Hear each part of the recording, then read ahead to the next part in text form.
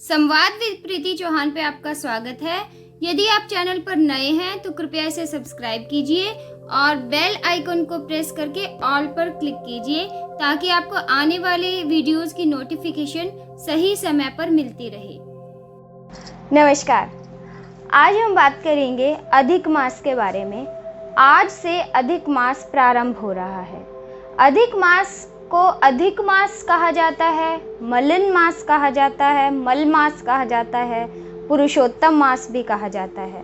तो इन सब के पीछे क्या क्या कारण हैं, हम उन सभी पे बात करेंगे।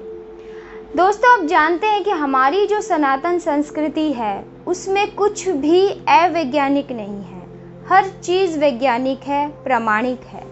तो इसी तरह से यह अधिक मास भी प्रामाणिक है। यह एक खगोलीय घटना पर आधारित है। तो खगोलीय घटना क्या है? जैसा कि हम सभी जानते हैं कि सूर्य वर्ष और चंद्र वर्ष दो तरह के वर्ष होते हैं। जो सूर्य वर्ष होता है वह 365 दिन और 6 घंटे का होता है। जो चंद्र वर्ष होता है वह 354 दिन का होता है।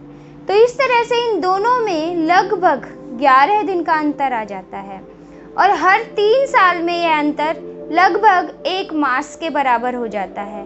तो यह जो 1 मास है यह एक अतिरिक्त मास है। यह अतिरिक्त मास है, इसलिए इसे अधिक मास कहा जाता है। तो जो अधिक मास हुआ जुड़ा उसे लोग मलिन मास कहने लगे, मल मास कहने लगे। किसी भी देवता ने इस मास का स्वामित्व ग्रहण नहीं किया, अर्थात कोई भी देवता तैयार नहीं हुआ इस मास का स्वामी बनने के लिए। तो इस बात से यह अधिक मास बहुत परेशान, बहुत निराश, बहुत दुखी हुआ और यह भगवान विष्णु के पास गया।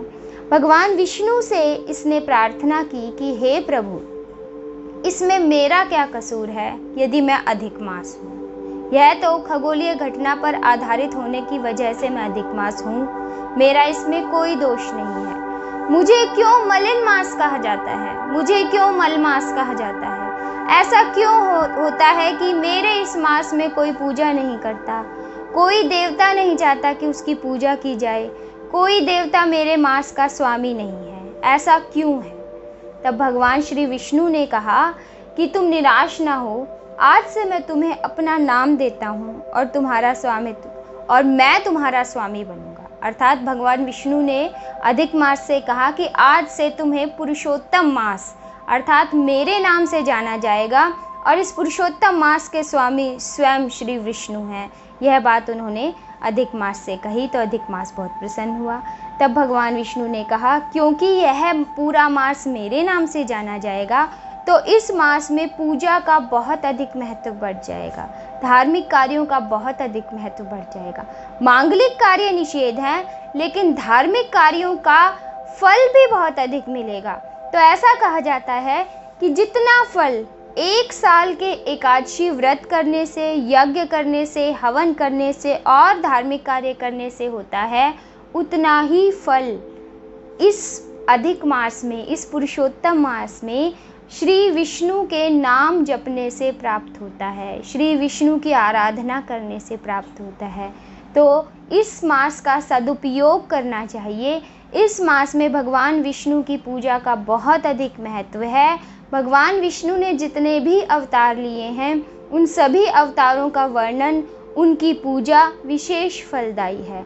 तो इस तरह से यह मास शुभ है। केवल मांगलिक कार्य अर्थात विवाह, शादी ब्याह, घर खरीदना, दुकान खरीदना, गाड़ी खरीदना, इस तरह के कार्य निषेध कहे गए हैं, लेकिन धार्मिक कार्यों का बहुत अधिक महत्व है।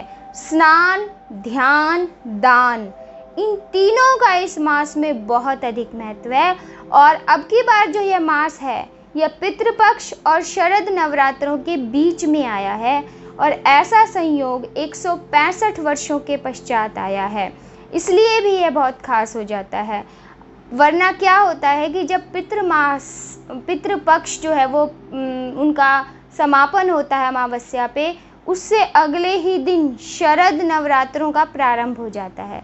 परंतु इस बार शरद नवरात्रे 1 मास के पश्चात आएंगे और बीच में यह पुरुषोत्तम मास है, तो इसका पूर्ण सदुपयोग करें। भगवान विष्णु के सभी उनके जो उन्होंने अवतार लिए, जो उनके रूप हैं, उनका स्मरण करें, ध्यान करें, पूजा करें और इस मास को विशेष मास बनाएं ताकि भगवान विष्णु अपनी कृपा, अपना आशीर्वाद हम सब पे बनाए रखें।